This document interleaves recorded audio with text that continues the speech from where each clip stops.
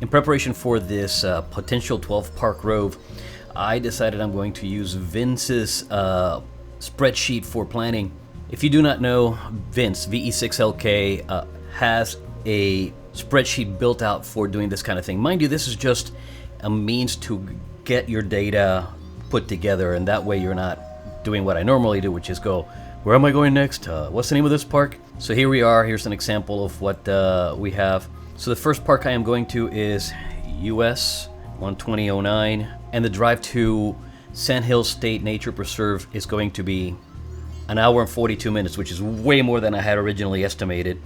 And this is why planning this stuff matters. So let's say this is going to be, for the sake of accounting for the possibility of running into things, an hour and 45 minutes. Let's say I plan to leave my home at 0700 hours, and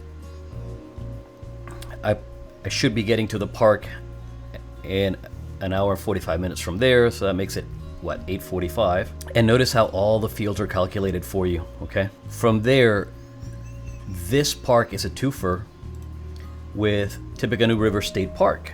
I'm going to note in here that I'm also at a twofer, 2271. Immediately thereafter, I'm going to go to this other park, which is Tippecanoe River State Nature Preserve, which is also a twofer, so 12010.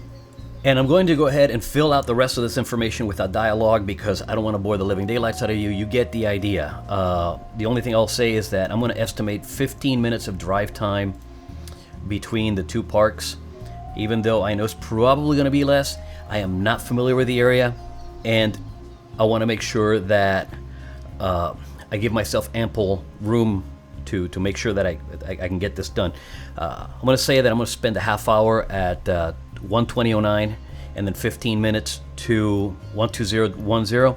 So that's 45 minutes in addition to this. So that puts me getting to this park at 9:30, right?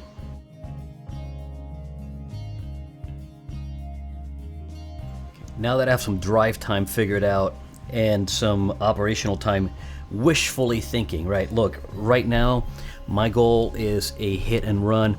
And after looking at all these things, I may not be able to hit and run as hard as I want to.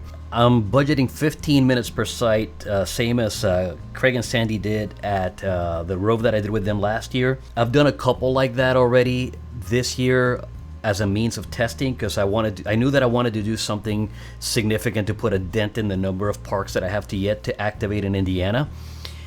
And I realized that 15 minutes is not impossible, but at the same time it is also very, very wishful thinking, depending on conditions, right? When things are right, it's gonna go gangbusters. When things aren't right, it may take me 90 minutes at a site. This is just a plan. It's nothing that's gonna survive contact with the enemy, but at the very least I have a rough idea of what I want to do.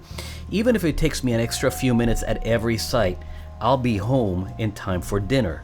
Right now, everything going perfect, I'm going to be home at 4:30 my time. Let's say that it takes me an extra hour and a half by padding all of these with all the eventualities. I'm still home by 6 o'clock, plenty of time for dinner, okay? I'm leaving my home with everything set up in my vehicle. In other words, I'm not going to be setting up anything at the park. The radio is going to be on the armrest. The battery is going to be connected. My antenna or antennas are going to be ready to deploy from the side I want to deploy them on.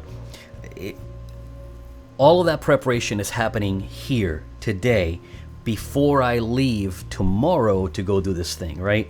The idea being, I'm maximizing the amount of time I have at the park and minimizing the amount of delay I have at the park by having things prepared and ready. The majority of this is going to be done with end-fed half waves. I'm thinking about dusting off a tire mount that a drive-over mount that I made a couple years ago for another rove I made in southern Indiana. That drive-over mount works really well with my old vehicle, but not so well with this one. And I'm trying to figure out a way of maybe modifying it before I go and do this thing. Ultimately, I want something that deploys easy and is able to be recovered easy so that I can stick and move, right? Thanks to Vince for this spreadsheet. The links to it will be down in the comments and the description of the video. No, I am not using this spreadsheet to its full capacity. Look, I only used the local time and let it calculate from there. If you go to the instructions over here, you have far more instruction that you can make use of, and you see that there are more columns here that you can use to get things done. I'm not going to get into that right now. Read the fine manual that Vince has put together there, and use it for your own devices as you see fit. This just happens to work out okay for my intent right now, and we'll go from there. Hope to get you guys on the air when I'm out there. 7-3.